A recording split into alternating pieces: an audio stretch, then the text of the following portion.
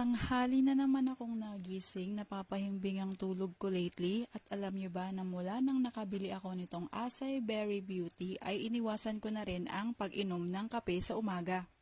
Itong Acai Berry na lang ang iniinom ko sa umaga dahil may benefit ito na pampag-glow ng skin, nakakatulong sa UTI, hormonal imbalance at nagpapalakas ng immune system. Sa bawat isang pouch ay mayroon kang 7 sachets. Pang-5 sachet ko na nga itong iniinom ko ngayon. Ang una kong ginagawa ay tinutunaw ko muna siya sa hindi malamig na tubig. Saka ko siya hinahaluan ng malamig na tubig at naglalagay din ako ng yelo kung minsan.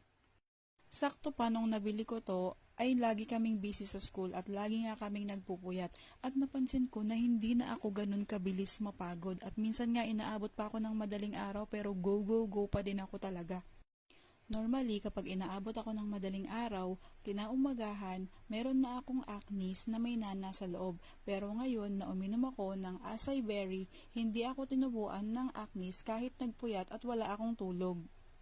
Kaya kung may hormonal imbalance ka rin, subukan mo itong Acai Berry. Maglalagay ako ng link sa yellow basket para maka-order ka na rin.